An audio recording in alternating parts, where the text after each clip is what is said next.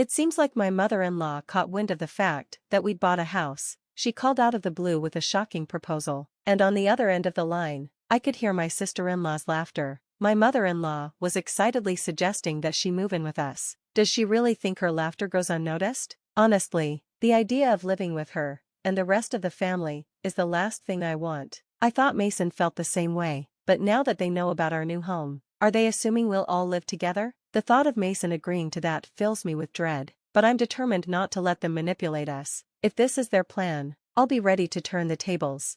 Reflecting on my past challenges, I'm not backing down. I am Nancy Deborah, 32 years old, and I work for a major financial corporation. Mason and I married 4 years ago, and we haven't started a family yet, not because we don't want to, but for specific reasons we both take seriously. We've agreed to focus on our careers first, striving for progress every day, and once we've established our professional lives, we'll begin building a stable environment for our future children. When the time is right, we'll revisit the idea of expanding our family.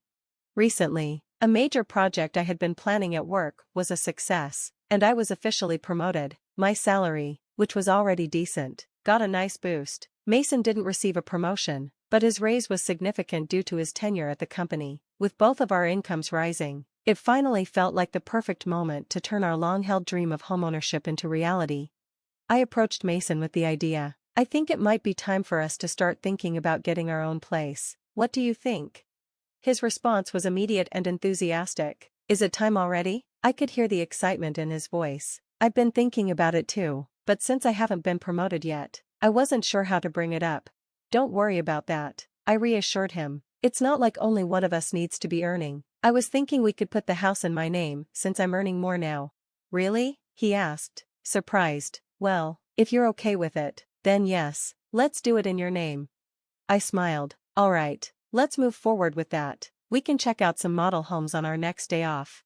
Sounds great. Let's not miss this chance, he said, sharing my excitement. I felt so grateful to have him by my side. We were in sync, and moments like these reminded me that I had made the right choice.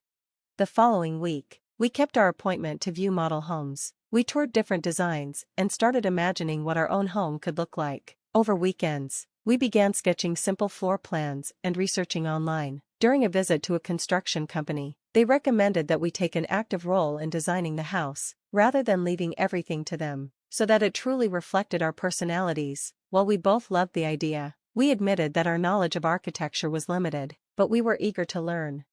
As we continued balancing this project with our work, we made steady progress, but then, just as we were getting into the rhythm of it, the doorbell rang. Thinking it was just a delivery, I opened the door, only to find my mother-in-law standing there. Mom, what brings you here so suddenly? I asked, already bracing myself for whatever surprise she had in store. I asked, surprised by her sudden visit. Without a word, my mother-in-law slipped off her shoes and made herself at home. Hearing her, Mason came out, equally surprised. Mom, what's up? He asked. Didn't Nancy tell you? She replied, looking slightly puzzled. I spoke to her about it over the phone a little while ago. Mason turned to me, confused. Maybe Nancy forgot to mention it? That's not true, Mom, I interjected quickly. It's not forgetfulness. I've just been incredibly busy with work. I'm handling both my job and the household responsibilities, so my mind's constantly buzzing with tasks. Oh, you're such a thoughtful person, Mason, she said warmly. Your late father would have been so proud of how you support Nancy. I nodded, not entirely comfortable with the compliment, but Mason smiled. Then, she pulled a travel brochure from her bag, spreading it out on the table and pointing to a page marked with a post-it note. Listen, Mason, she said with a content smile. I've always dreamed of seeing Niagara Falls. Would you take me there, please? Mason and I both stared at her, speechless, our mouths hanging open as she continued, not missing a beat. Come on, Mason, think of it as an act of filial piety, she urged. Mason, still flustered, finally managed to speak. Wait a minute, Mom, this is a bit sudden. You're springing a trip on us. Oh, you could come too, Nancy, she added casually. I was thinking of asking Anna, but if Mason's coming, we could make it a family trip. Anna? Mason asked, confused. What are you talking about? Nancy is here. I can't just take time off work, and it feels weird to finance a trip for you and my sister. That's not weird at all, his mother countered swiftly. Spending money on family is a wonderful thing, don't you think? She turned to me for support, clearly expecting me to agree. Though taken aback, I stood my ground. Spending your own money on family is fine, but imposing it on others is different. Her tone shifted immediately. What do you mean by that? Are you suggesting I'm trying to extort travel expenses from Mason? She asked, her voice laced with indignation. I tried to clarify without sounding too harsh. I didn't mean it like that, but it did seem like you were expecting us to cover the trip. Her expression darkened. That's terrible, Nancy, I had no such intention, she exclaimed, clearly upset. You're making me out to be the villain in front of Mason. I didn't mean to call you a villain, I quickly assured her, trying to ease the tension. I just wanted to clarify. I responded truthfully to her question. Okay, there's no need for excuses. My mother-in-law's eyes narrowed, her icy glare piercing through me. Why are you so heartless? You must not like me, do you? She accused. This wasn't the first time such a situation had unfolded. Whenever she visited, she always seemed to find a reason to ask for money, which she would then squander, often with Anna, Mason's sister. While the idea of supporting family sounds noble, in this case, it felt more like extortion. The dynamic shifted when Mason, out of kindness, gave them money, but I've never been comfortable with his mother or sister's constant demands. Mason once confided in me that after his father passed away, his mother and sister became incredibly selfish. His father, who had died when Mason was in high school, had managed their finances carefully, but without him, there was no one left to keep an eye on their spending. This included recklessly using up life insurance money. Anna worked part-time, earning a modest salary, which left their financial situation precarious. This, of course, was their frequent excuse for showing up at our door, claiming that life was tough or that they needed a break, subtly hinting that they needed money from Mason. Before I married Mason, it seemed he was constantly at the mercy of his mother's demands. There was a dependency on the care she provided after his father's death, but since marrying me, Mason had begun to see their true colors. Although they often asked for money, he had been making a conscious effort to refuse. Recently, he had even started to assert himself more with his mother, especially in response to her spiteful comments like, "You don't like me, do you?" Or "Why should I be nice to such an uncharming daughter-in-law?" Mason stood his ground. "Just because you're my mother doesn't mean you can speak badly of Nancy. Didn't she just answer your question honestly?" "You're taking Nancy's side," his mother exclaimed, shocked. "What are you talking about?" "I think you're in the wrong here, Mom," Mason said firmly. "That's so unfair," she retorted, her voice full of indignation. "Surely Nancy must have poisoned your mind against me." "Poor thing, you were such a kind child before you got married." Mason, unwavering, responded, "I'm not saying this because of Nancy. I'm saying it because I truly believe it." His mother, clearly taken aback by his firm stance, was not used to being contradicted. Frustrated, she bit her lower lip before muttering, "Fine," and storming out of the house. "Nancy, I'm sorry," Mason said softly after a moment. "I always make you feel uncomfortable," Mason apologized once his mother had left. "No, it's okay," I reassured him. "Hey, you stood up for us this time." I smiled at him, trying to ease the tension. "Once we build our own home, we'll be further away. Maybe then we can minimize our interactions with your mom and sister." "That would be a relief," Mason agreed, sounding genuinely grateful. The location we were considering for our new house was significantly farther from our current apartment, but that distance would also make our commutes easier. Currently, our apartment was just 4 train stations away from Mason's parents' house, but the new house would be 3 times farther, requiring several transfers. The route was complicated, so unless we gave them the address, it was unlikely they would be able to find it. This move seemed like a perfect opportunity to distance ourselves from the constant, often uncomfortable family interactions. We submitted our floor plan ideas to the construction company, and 3 months later, construction began. About 8 months after that, our $800,000 dream home was completed. We managed to carve out some time from our busy schedules to pack a few days before the move. Then, in the midst of packing, I received a call from my mother-in-law. I put her on speakerphone while I continued to pack. "Hello?" I greeted her. "When are you moving? You bought a house, right?" I want to live with you, she blurted out, her voice unusually high-pitched and catching me off guard. In the background, I could hear Anna, my sister-in-law, chuckling. That's great. We can make Nancy work for us every day. Mom, you came up with a good idea, Anna snickered. Do they think I can't hear them?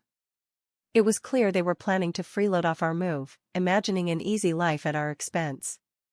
Honestly, I had no intention of living with them, and I knew Mason felt the same way.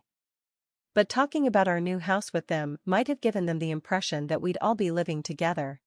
The idea that Mason could be colluding with them worried me, but I was determined not to let them dictate our lives. It seemed like they were trying to manipulate the situation to their advantage. If that was their plan, I had to stay one step ahead. I informed them of our moving date, and immediately, my mother-in-law and Anna responded with their demands. We'll come to your apartment in the afternoon on that day. Take us with you in the car and arrange the movers for us too, they demanded, before hanging up. Of course, I had no intention of fulfilling their requests. Before I could discuss this with Mason, I turned around and found him already standing there. Mason, were you listening? I asked, a bit caught off guard by his presence. I was about to take a break and talk to you about this, he said. Was that Mom on the phone just now? Yes, I replied, a little apprehensive. I was going to talk to you about that too. Why did you tell your mother about our new home? I was taken aback. What do you mean? I asked, surprised. Mason sighed and explained, it's not quite like that. Last time my mom visited, she saw the floor plan of our new house lying around. She's been pestering me about it every day since, so I eventually gave in. I'm sorry, he added quickly, his voice full of regret. You don't think I intend to live with them, do you? Of course not, Mason, I reassured him, seeing the genuine concern in his eyes. After hearing that phone call, though, I think it might be better if we cut ties with them. It's just too much. Mason's expression darkened, and for the first time, I saw him more furious than I had ever seen before. It was a relief, in a way, he was on my side. He went on to explain that his mother had shown a surprising interest in the layout of our new home, pretending to casually inquire while bombarding him with questions about the number of rooms, the size, and all the details. It was clear she had been trying to find a way in, and this conversation only solidified our resolve. We both agreed it was time to set boundaries and protect our new life together from unwanted intrusions. I had reached my limit with his mother's overbearing behavior. She had caused enough chaos in our lives, and it was finally time to turn the page. We were ready to settle this issue once and for all. So, the day of the move arrived. Mason and I arranged for the movers to transport our belongings in the morning, and we drove to our new home. By the time we finished unloading and arranging everything, it was already past 2 p.m. We sat down to take a break, and that's when we checked our phones and found dozens of missed calls from my mother-in-law. She called me too, Mason said, his voice tinged with exhaustion. Just then, like clockwork, the phone rang again. I answered it, leaving the speakerphone on. Hello? I said. Nancy, where are you? I told you I'd be at the apartment this afternoon, didn't I? Yes, you did say that, I replied, keeping my tone calm. So, what can I do for you? What do you mean? You didn't arrange for the movers. I've been waiting at home, and not a single truck has shown up. I had to come to your apartment myself. Well, that's too bad, I said coolly. You know, I didn't arrange for any movers. What? That's not the agreement. Where is your new house? She demanded, flustered. Do you think I'd tell you? I countered firmly. There was a stunned silence on the other end. I could almost hear her processing the fact that things had changed. She probably thought, as long as Mason was involved, she could manipulate the situation in her favor, but Mason had changed. He was now firmly by my side.